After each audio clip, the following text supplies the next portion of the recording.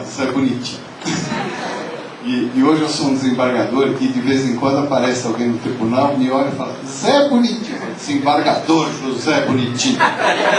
Porque o colégio marca um período muito importante na nossa vida.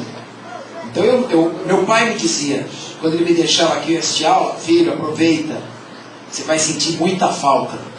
Eu vou sentir falta do quê? Bater na cadeira, bater na parede, eu vou sentir falta, olhava a lousa.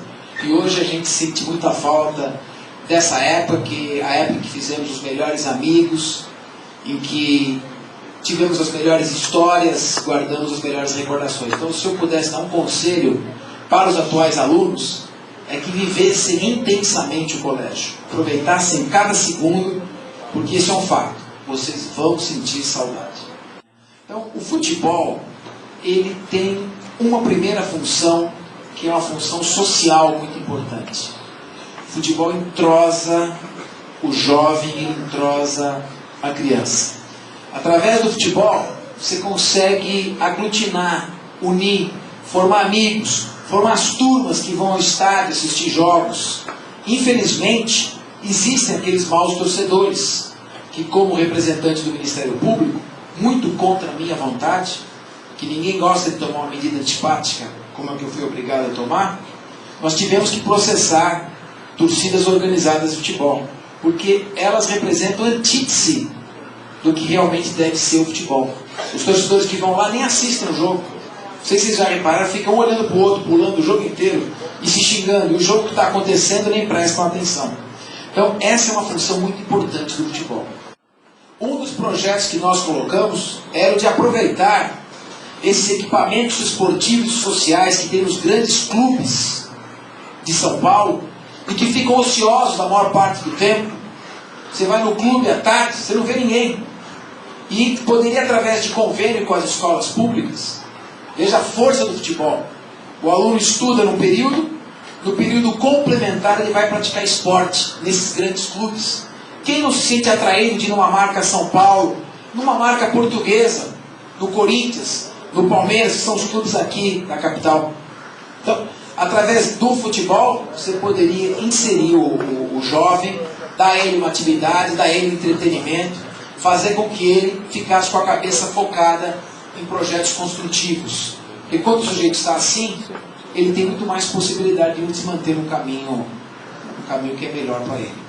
Então, eu acho que, respondendo a sua pergunta, essa é a função principal do futebol. E essa foi a função principal do Colégio São Luís. Dar felicidade, educar e dar outros ensinamentos que muitas vezes passam ao largo de colégios que têm uma mentalidade mais competitiva de apenas preparar para o vestibular.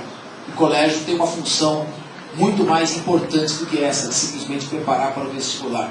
O São Luís, só depois que eu percebi isso, ele te ensina que o mais importante na vida não é ser o melhor, mas ajudar todos a serem bons. As recordações que eu tenho são muito boas, mas mais importante de tudo naquela época foi a formação que o colégio me deu, né?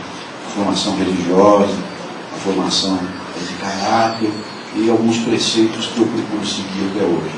A minha vida sempre foi muito ponderada e uma atividade que eu tenho, que não é a minha atividade profissional, mas que é aquilo que me traz muita paixão, muita emoção, que é o futebol, sempre traduzir essa atividade como um grande entretenimento.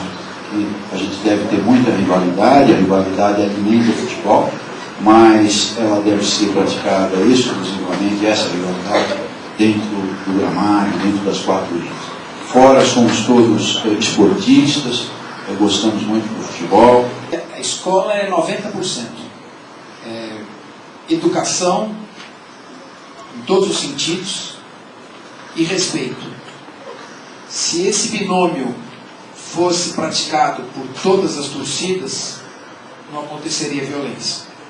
Felizmente, nós vivemos numa sociedade em que a cultura da violência é alimentada diariamente, que há muita injustiça social, e a injustiça social gera a violência. O projeto que determina que todos os lugares do estádio, todos, sejam numerados. Aquele que compra o bilhete numerado vai ser identificado. Com isso você vai afastar dos estádios torcedores que vão para lá só para brigar. Vai acabar aquela aglomeração de torcidas que muitas vezes podem incitar a violência. O projeto dá uma válvula de escape, desde que fiquem em metas, em lados opostos, as torcidas podem se aglomerar em até 20% do estádio. Eu submeti isso aos clubes, submeti à Federação Paulista de Futebol, o presidente Marco Paulo Del Nero disse que é execuível, e nós estamos aguardando discussões. Isso não é uma novidade, isso é uma lei federal, o Estatuto do Torcedor está em vigor desde 2003.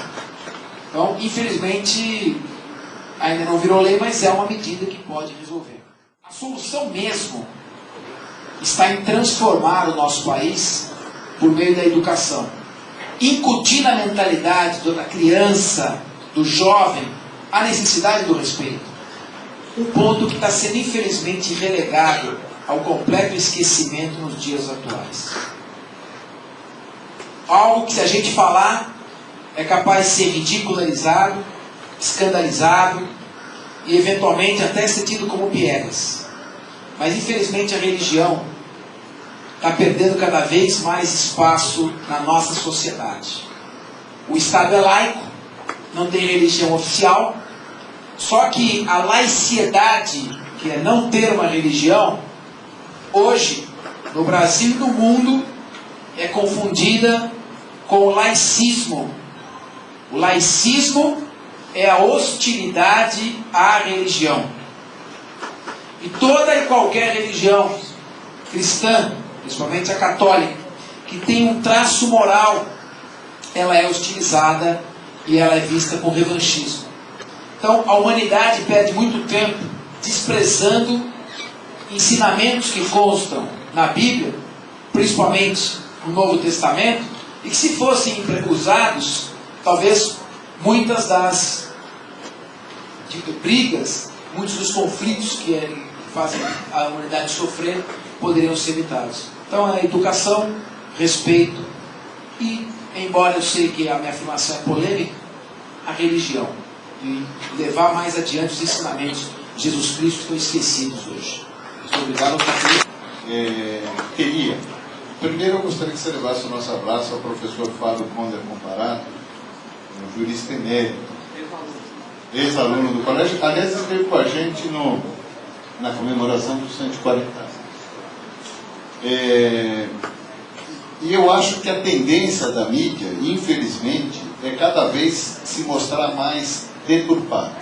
Primeiro, eu acho que o fato da criança ficar horas em frente à televisão não significa necessariamente que ela está tendo contato com a mídia informativa. Muito pelo contrário, está vendo aqueles super-heróis japoneses, aqueles Power Rangers, existem isso ainda? É da minha época? Na minha época era Nacional Kid. Os Incas venezuelanos. Então, mas naquilo que existe de mídia informativa, lamentavelmente, a necessidade da presteza, ou da suposta presteza pela rapidez, e refiro-me especificamente à internet, não permite que aquele autor das informações, aquele que presta ou deveria prestar esse tipo de serviço, cheque a informação. Então ela vem deturpada, ela vem diminuída, ela vem alterada, e com isso eu acho que a criança vai sofrendo esta influência. Ela jamais tem uma visão crítica real, ela nunca vai poder exercer assim, um senso crítico em cima, porque ela nunca vai ter um fato, ela vai trazer esse fato deturpado. Eu acho que a mídia cumpre o papel dela. Eu sou completamente contra qualquer tipo de policiamento de mídia. Agora, acho, sem dúvida nenhuma, que ela é também um extrato da nossa população. Então, na medida em que a gente evolui, na medida em que a gente tem mais educação, todos os segmentos evoluirão. Nós, o futebol, outras profissões, e obviamente também a mídia. Desculpe, dá um pitaquinho.